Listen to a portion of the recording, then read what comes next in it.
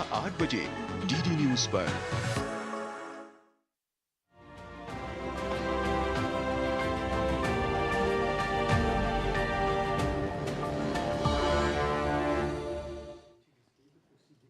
नमस्कार, चर्चा में आपका स्वागत है। मैं हूं रमा त्यागी। नक्सलवाद के खात्मे के मोर्चे पर एक बार फिर सफल हुआ है केंद्र का अभियान और वामपंथी उग्रवाद को लगा है एक बड़ा झटका, क्योंकि छत्तीसगढ़ के बीजापुर में 13 हार्डकोर माओवादियों ने पुलिस के सामने सरेंडर कर दिया।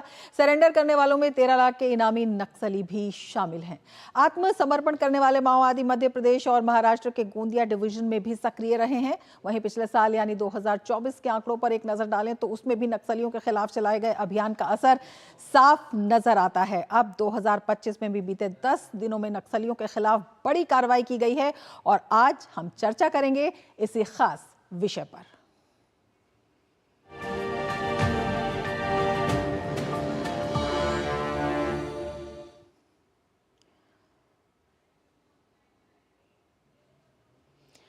तो नक्सलवाद के खात्मे पर लगातार चल रहा है केंद्र सरकार का अभियान और उसके साथ ही राज्य सरकार के साथ मिलकर काम कर रही है केंद्र सरकार। और इसी वजह से जो नक्सली हैं वो तमाम जो है इनामी नक्सली भी आत्मसमर्पण कर रहे हैं और मुख्य धारा में आने की कोशिश कर रहे हैं। 13 हार्डकोर नक्सलियों ने आत्मसमर्पण किया है, लेकिन अगर हम आंकड़ों पर नज़र डालते हैं तो जो सरकार की नीति है, विकास, अभियोजन और संचालन, तीनों मोर्चों पर जो सफल लड़ाई है वो अपने आप में इसमें कारगर साबित हो रही है। इसके साथ ही छत्तीसगढ़ के नक्सली हिंसा पीड़ितों से जो बातचीत है, जो वहां पर सरकार की अब पहुंच हो रही है, वो इसमें एक बड़ी महत्वपूर्ण भूमिका निभा रही है। इसके साथ ही छत्तीसगढ़ के जगदलपुर के बस्तर में ओलंपिक का आयोजन भी किया गया था बीते दिसंबर में।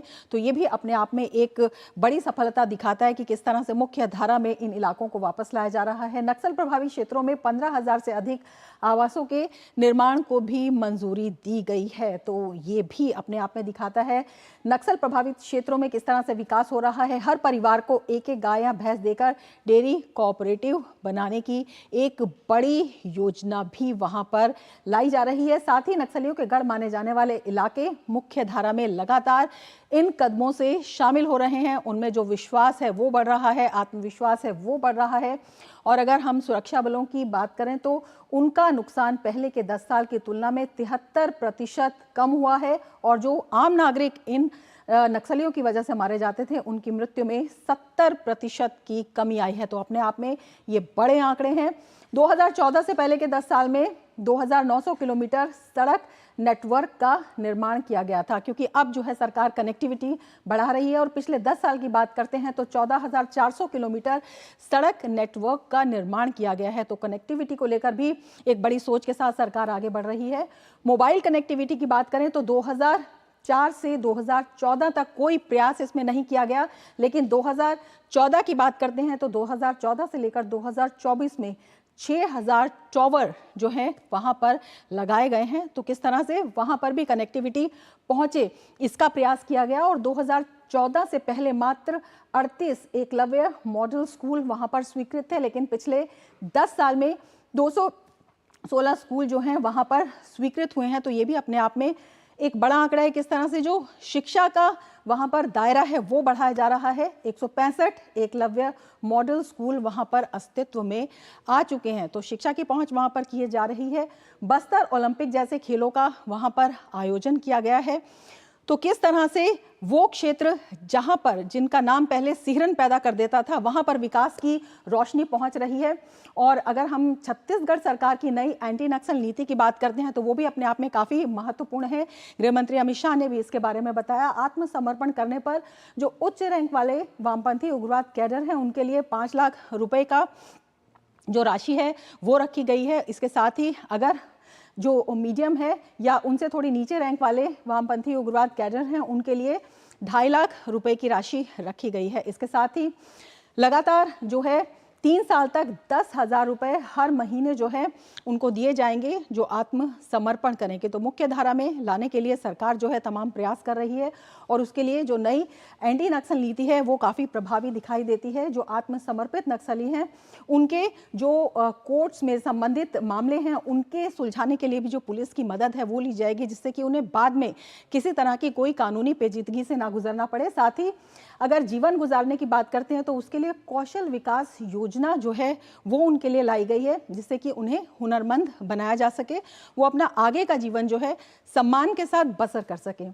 इसके साथ ही नक्सल प्रभावित क्षेत्रों में जो पुनर्वास शिविर हैं उनका भी जो है एक आयोजन किया गया है। जो पुनर्वास शिविर हैं वो अपने आप में बेहद महत्वपूर्ण हो जाते हैं और उसके साथ ही जो आत्मसमर्पण करने वाले नक्सली हैं उनके हथियारों का मूल्यांकन कर उसकी कीमत देना भी इस नीति में शामिल है। तो अपने आप में बड़े कदम है। और इसके साथ ही 5 ऐसे जिले हैं जहां पर भवन बनाए गए हैं जहां सरेंडर करने वाले नक्सलियों को रखा जाएगा और उन भवनों में उनका जो उन्हें हुनरमंद बनाया जाएगा स्किल डेवलपमेंट के जरिए, और उसके साथ ही वहाँ पर उनके रहने के लिए, खाने के लिए 3 साल की व्यवस्था की जाएगी, जिससे कि जब वो मेन स्ट्रीम में वापस आ रहे हैं तो उनकी जो प्रोसेस है वो एक स्मूथ प्रोसेस हो, उन्हें दिक्कत ना हो। उन्हें प्लॉट दिया जाएगा और उन्हें प्रधानमंत्री आवास योजना के तहत आवास भी दिया जाएगा। इसके साथ ही बस्तर के युवाओं को लगातार रायपुर लाकर उनके एजुकेशन और स्पोर्ट्स को लेकर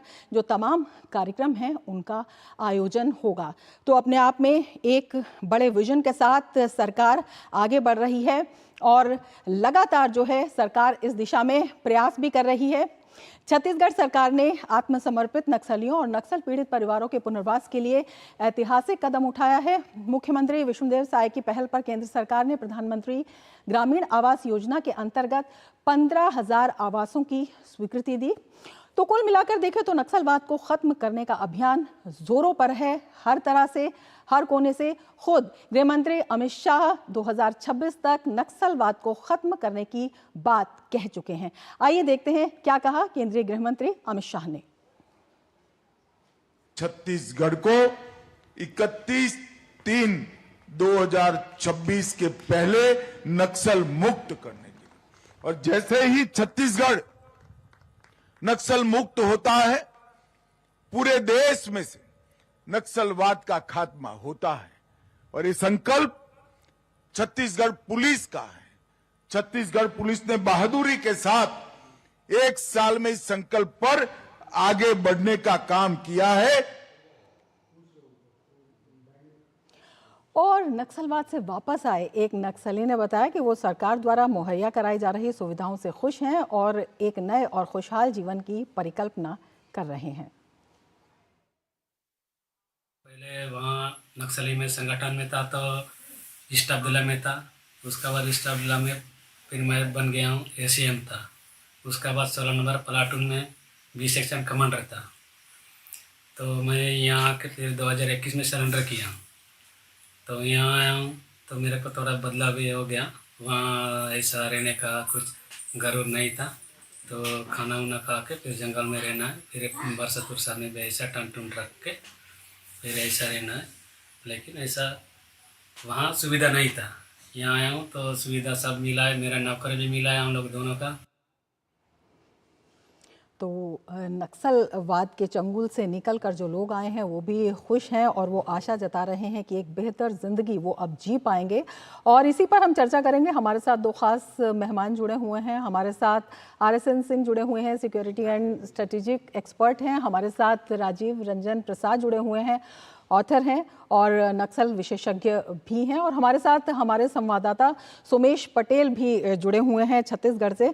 सबसे पहले हम राजीव जी आपके पास आना चाहेंगे और आपसे जानना चाहेंगे, जिस तरह से लगातार नक्सली सरेंडर कर रहे हैं, कौन सी ऐसी बात है जो उनके इस आत्मविश्वास को आगे बढ़ा रही है? इससे पहले भी जो एंटी नक्सल नीति थी वो आई थी, लेकिन तब इस तरह का नज़ारा देखने को नहीं मिलता था। देखिए, ये जो आत्मविश्वास माननीय गृह मंत्री के भीतर है कि 2026 तक नक्सलवाद को मुक्त कर दिया जाएगा, उसके पीछे सबसे बड़ी बात यह है कि अब नक्सलवाद सिमटते सिमटते छत्तीसगढ़ के लगभग 15 जिलों तक सीमित रह गया। बाकी सभी राज्यों में किसी में 2, किसी में 1 जिले ही हैं। जो छत्तीसगढ़ है वहां पर जो माओवाद है वो आयातित है, अर्थात छत्तीसगढ़ की अपनी समस्या के कारण वहां माओवाद नहीं था। आसपास में तेलंगाना, आंध्र प्रदेश, वहां के लोगों के कारण जो है, या वहां के लोग एक आधार इलाका की तलाश में छत्तीसगढ़ की तरफ घुसे थे, क्योंकि 5 राज्यों से इसकी सीमाएं मिलती हैं, और अबूझमाड़ को उन्होंने आधार इलाके की तरह स्थापित कर लिया था। यहां घुसने के बाद उन्होंने यहां पर अब जो यहां में विद्यमान जो नैसर्गिक समस्या है उसको उठाकर अपना आना जस्टिफाई किया, लेकिन शामिल करने के लिए हर घर से एक लड़का दो या दबाव बनाकर जोर जबरदस्ती से उन्होंने बस्तर के भीतर अपना कैडर बनाया। जो भी जोर जबरदस्ती के कैडर होते हैं वो हमेशा छटपटाते रहते हैं। अभी आपने थोड़ी देर पहले जो आपने वीडियो दिखाया एक सरेंडर नक्सली का, वो साफ साफ बता रहा है कि मैं किस तरीके से जंगल में स्ट्रगल कर रहा था, अब मैं बाहर आया हूं तो कम से कम चैन का जीवन जी रहा हूं। मैंने बहुत सारे नक्सल इंटरव्यूज किए हैं जो सरेंडर्ड है, और मैंने हर एक को देखा है कि हर एक के अंदर एक तरीके की छटपटाहट है कि हम भीतर जो है हमने अपना जीवन तबाह कर लिया, अब बाहर आए हैं और खुली हवा में सांस ले रहे हैं। आप किसी से भी पूछेंगे तो कभी भी वो भीतर जाना नहीं चाहेगा, क्योंकि भीतर एक तरीके का शोषण है। माओवादी अपने कैडर को 1 रुपया नहीं देते, लेकिन वो उनका पूरी तरीके से इस्तेमाल करते हैं। ना वहां पर भीतर चिकित्सा है, ना उनके लिए किसी तरीके का रिहेबिलिटेशन है। मर गए तो उनको पूछने वाला भी कोई नहीं है, लेकिन वो लोग एक कथित क्रांति, एक कथित ख्वाब के पीछे जो है अपना पूरा का पूरा जीवन तबाह करते हुए लगातार चले आ रहे हैं। इसीलिए बस्तर में जब ये 15 जिलों तक सिमटा हुआ है, तो आप समझ लीजिए कि जो नक्सली कैडर है उनके भीतर की छटपटाहट खुद ही उनको जैसे जैसे रास्ता मिलेगा वो भागते जाए। आप सरेंडर की संख्या देखिए, इतनी बड़ी संख्या में सरेंडर हो रहे हैं छत्तीसगढ़ के भीतर। ये वो पॉजिटिव चीजें हैं, वो पॉजिटिव रास्ता, क्या कहना, सकारात्मक दिशा है जो हमको बता रहे हैं कि हाँ हम लोग जो है अब अंत की तरफ जा रहे हैं। जिस तेजी के साथ छत्तीसगढ़ और गढ़चिरौली के आसपास कुछ उड़ीसा के से लगे क्षेत्रों में जो है नक्सलवादी जो है मारे जा रहे हैं, ये भी दिखा रहा है कि यदि जो है सरेंडर करने के लिए वो आगे नहीं आए, या वो सरकार की तरफ वो कदम नहीं बढ़ाते बातचीत के लिए या किसी तरीके के समझौते के लिए, तो वो मारे जाएंगे, ये तय है। और ये देख रहे हैं, ये केवल छत्तीसगढ़ की बात नहीं कर रहा हूं, अभी हाल ही में आप देखिए कि कर्नाटका में भी 6 जो माओवादी हैं वो सरेंडर किया है उन्होंने सिद्धरामैया सरकार के सामने। मतलब ये कि छत्तीसगढ़ ही नहीं, देश के भी, अभी गढ़चिरौली में भी जो है फडणवीस जी के समक्ष जो है वहां पर गढ़चिरौली में भी समर्पण देखा गया। तो चारों तरफ देश भर में एक तरीके की खलबलाहट है, और माननीय गृह मंत्री का जो बयान है वो एक उजाला है कि उसके इर्द गिर्द नक्सलियों को भी समझ में आने लगा है कि अब उनका अंत निकट है, बेहतर है सरेंडर कर ले, या फिर जो दूसरा रास्ता जो हमारी सेनाएं जो आगे तेजी से बढ़ रही हैं वो निश्चित रूप से उनको मुक्त करा लेंगी। एक और बात मैं जोड़ना चाहता हूं कि नक्सलियों के पास अबूझमाड़ आखिरी आधार इलाका है। अगर वो आधार इलाका उनके पास से चला गया तो पूरे देश में माओवादियों के पास कोई दूसरा आधार इलाका नहीं है, न वो बना पाएंगे।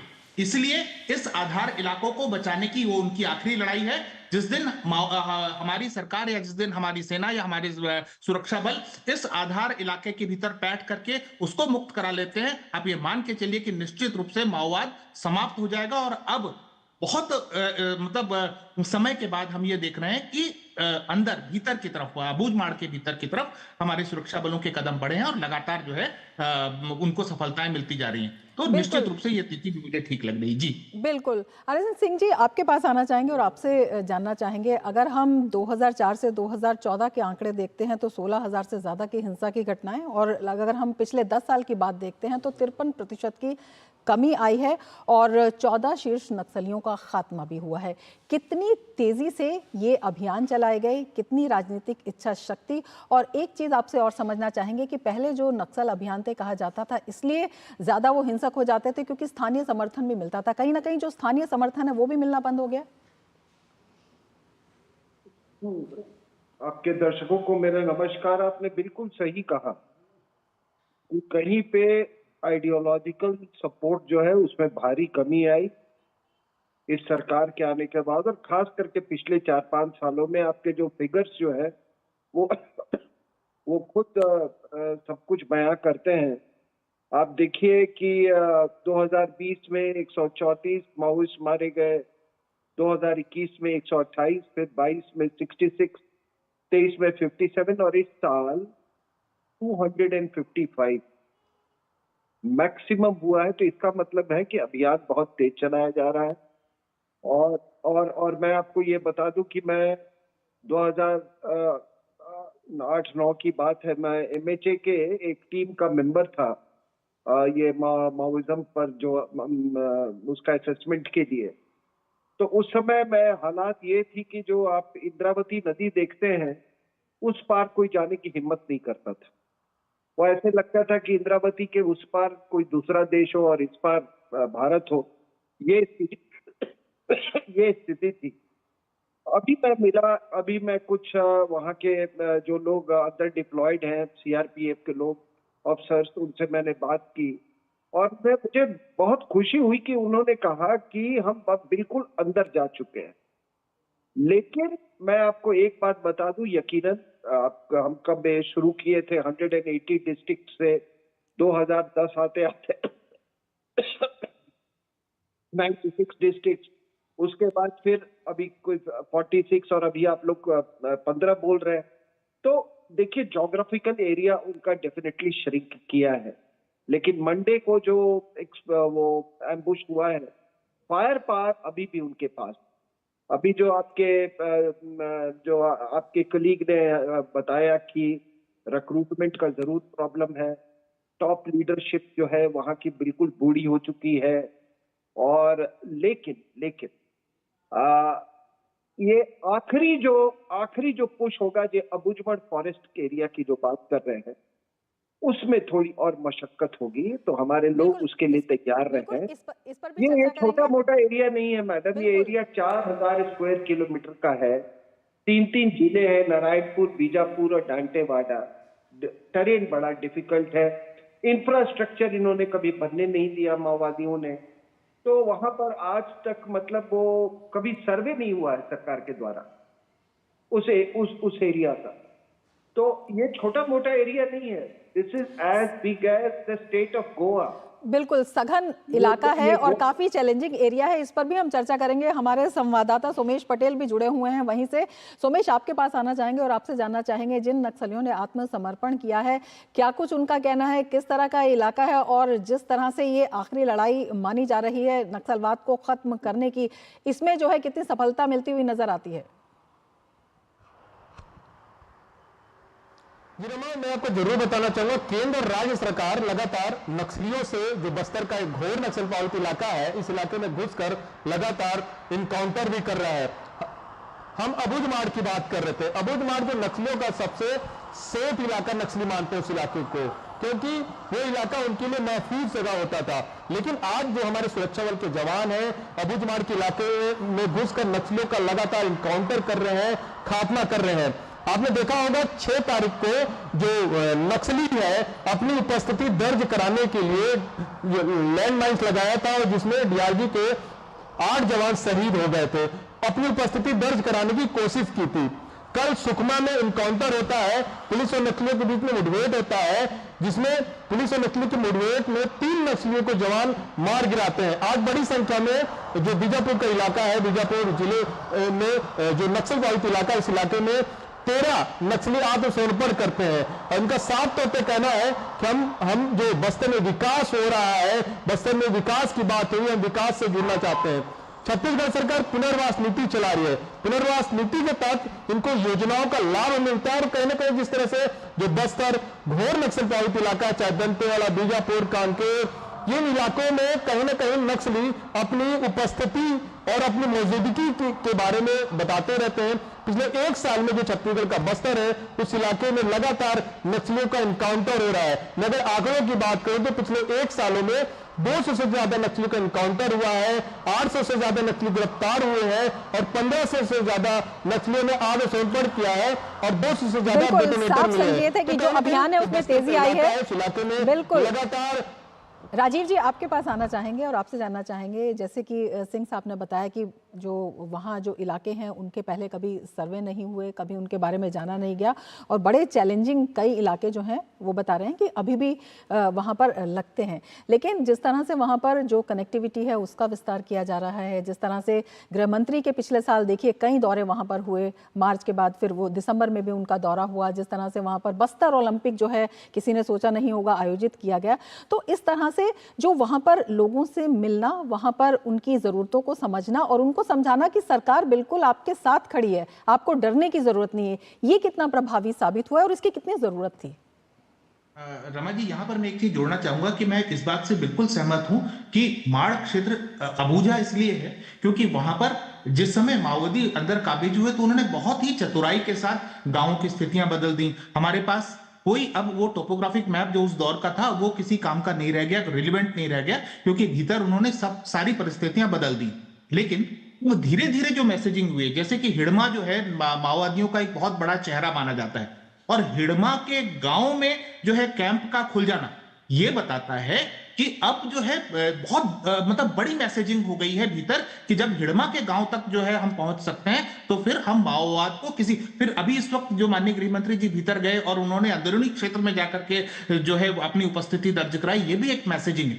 ये मैसेजिंग बहुत महत्वपूर्ण है। ये मैसेजिंग मनोबल तोड़ने के लिए माओवादियों का को जो है इस समय जिस तरीके से वो मारे जा रहे हैं उनका मनोबल वैसे भी टूटा हुआ है, और जब इस तरीके की मैसेजिंग भीतर तक जाएगी तो वो जो कैडर है जो चाहता ही नहीं है कि माओवादियों के साथ रहे, मैंने आपको बताया था कि बहुत तरीके से वहां पर भर्तियां होती हैं जिसमें कि अनमने लोग, जब हर घर से एक लड़का भीतर चला गया, जबरदस्ती ट्रैप करके अपना कैडर बनाते हैं, तो ऐसे सारे लोग जो माओवादियों के साथ नहीं रहना चाहते वो तलाशते रहते हैं अपना रास्ता कि हम किसी तरीके से बाहर निकलें। ऐसे लोगों के सरेंडर करने में की तादाद बढ़ेगी, और जब सरेंडर ज्यादा होंगे तो माओवादियों की ताकत अपने आप घटेगी। तो ये दोनों ही चीजें हैं, तो ये मैसेजिंग बहुत महत्वपूर्ण है। और साथ ही साथ बस्तर ओलंपिक हुआ या आपका संचार हो, सड़कों ने बहुत बड़ी भूमिका निभाई है। पहले एक दौर था कि जब ये माना जाता था कि जहां जहां सड़कें जाएंगी, ब्रह्मदेव शर्मा बहुत बड़े आदिवासी विशेषज्ञ माने जाते हैं, बस्तर में कलेक्टर भी रहे, लेकिन उन्होंने ही अबूझमाड़ क्षेत्र में सड़कों को बंद करवा दिया था। उनका यह मानना था कि जहां सड़कें जाती हैं वहां सड़कों की बीमारी जाती है, और उनके ही दौर में क्या हुआ कि प्रशासन विलोपित हो गया बस्तर के जंगलों से। लेकिन आज ये आवश्यकता महसूस की गई कि सड़कों के साथ बीमारी नहीं जाती, सड़कों के साथ विकास भीतर जाता है, कनेक्टिविटी भीतर जाती है। मोबाइल टावर्स जो हैं वो भी लगाए गए हैं, पहले तो किसी ने सोचा नहीं था इस बारे में। सिंह साहब, आपके पास आना चाहेंगे और आपसे जानना चाहेंगे, अबूझमाड़ इलाके की आप बात कर रहे थे, इस तरह के जो इलाके थे वो अगर हम बात करते हैं पहले की, तो वो इतने अबूझे वो क्यों रह गए, कितने चैलेंजिंग जो हैं ऑपरेशन होते थे, और जिस तरह से अब नक्सली जो हैं वो बाहर मेन स्ट्रीम में भी आ रहे हैं जो लोग, तो कहीं ना कहीं ये दिखाई देता है कि उनको ठगा गया, उनका शोषण किया गया, जिसे अब वो समझ पा रहे हैं। नहीं, ठगा नहीं गया, एक तरह का अंतर्राष्ट्रीय और मतलब राष्ट्रीय स्तर पर भी एक साजिश थी। अब आप कहेंगे कि मैं थोड़ा बढ़ चढ़ के बोल रहा हूँ, लेकिन आपको मैं कुछ याद दिला दूं। याद कीजिए वो झीराम घाटी वाला मैसेकर जी, कौन था भाई? ये कांग्रेस पार्टी के कॉन्वॉय पे हुआ था। उसमें आपको मालूम है ये जो जबलपुर सुकमा हाईवे है उस पे हुआ था। अब 27 डेथ हुए थे उसमें, मोस्ट प्रोमिनेंटली वीसी शुक्ला और महेंद्र कर्मा का हुआ था, और कांग्रेस के जो स्टेट चीफ थे नंद कुमार पटेल लड़े थे। लेकिन जब वहां पर एक कांग्रेसी के नेता वहां जब बाद में इलेक्शन में कन्वेंसिंग कर रहे थे, तो उन्होंने आम सभा में कहा कि ये जो माओवादी है वो क्रांतिकारी है। इसका मतलब उनको कोई इस बात का गम नहीं था, वो चाहते थे कि ये लोग मारे जाए। क्यों मैं ऐसा कह रहा हूं कि उसके बाद आप देखिए कि एक कवासी लखमा नाम का आदमी जिस पर सबसे बड़ा ये संदेह की सुई थी, उसको बाद में आपने देखा कि किस तरीके से इंडस्ट्रीज मिनिस्टर बनाया गया। तो एक पूरा एक इकोसिस्टम था, उस इकोसिस्टम में भारत दिल्ली की सरकार थी, उस इकोसिस्टम में आज भी लोग हैं। आप जुडिशियरी में तो भरे हुए हैं उस इकोसिस्टम के लोग, एकेडमिया में भी भरे हुए थे वो। कहीं ना कहीं आप इशारा कर रहे हैं कि जो एक पॉलिटिकल विल थी, पॉलिटिकल कारण भी थे, जो इस तरह का नरसंहार हुआ या इस तरह की जो समस्या बनी रही, और पॉलिटिकल विल नहीं थी। राजीव जी, बहुत छोटा सा सवाल आपसे पूछना चाहेंगे कि जिस तरह की राजनीतिक इच्छा शक्ति अब दिखाई देती है, उससे 2026 का जो लक्ष्य लिया गया है, संकल्प लिया गया है, वो साफ दिखाई देता है। बिना राजनीतिक इच्छा शक्ति के इतनी बड़ी समस्या का समाधान नहीं किया जा सकता। इतने समय तक अगर नक्सलवाद मौजूद रहा है तो कहीं ना कहीं राजनीतिक इच्छा शक्ति की कमी है। आज जब आप एक तिथि दे रहे हैं तो यह स्पष्ट होता है कि आपके भीतर राजनीतिक इच्छा शक्ति है और आप चाहते हैं कि समाधान हो। क्योंकि पिछली सरकारों ने भी ये मान लिया था कि माननीय मनमोहन सिंह जी ने कहा था कि नक्सलवाद जो है सबसे बड़ी आंतरिक समस्या है, लेकिन तब भी हम लोगों ने उसके समाधान की इतनी जो है शिद्दत के साथ कोशिश नहीं की। लेकिन आज जब ये कहा जा रहा है कि ये तारीख है और इस तारीख तक हम माओवाद से बस्तर को या इस देश को मुक्त करा देंगे, इसका मतलब है कि प्रबल इच्छा शक्ति कहीं ना कहीं काम कर रही है। और मैं अपेक्षा करता हूं कि ये इच्छा शक्ति जो है बस्तर को, छत्तीसगढ़ को और इस देश को नक्सलवाद से मुक्त कराएगी, क्योंकि वैचारिक बिल्कुल। आतंकवाद को क्रांति नहीं समझना चाहिए, उम्मीद हमको की जा इससे सकती मुक्ति की है आवश्यकता है। कि जो लोग इस शिकंजे में जो है कई दशकों से फंसे हुए हैं और निकलने की चाह रखते हैं और अब निकल भी रहे हैं, उनके सामने भी एक बेहतर भविष्य जो है वो दिखाई देगा और वो प्रेरक भी हो। बहुत शुक्रिया राजीव जी आपका, सिंह साहब आपका और सुमेश आपका वहाँ से जुड़ने का और इतनी महत्वपूर्ण जानकारी हमसे साझा करने के लिए। इसके साथ ही चर्चा में फिलहाल इतना ही, दीजिए इजाज़त, नमस्कार।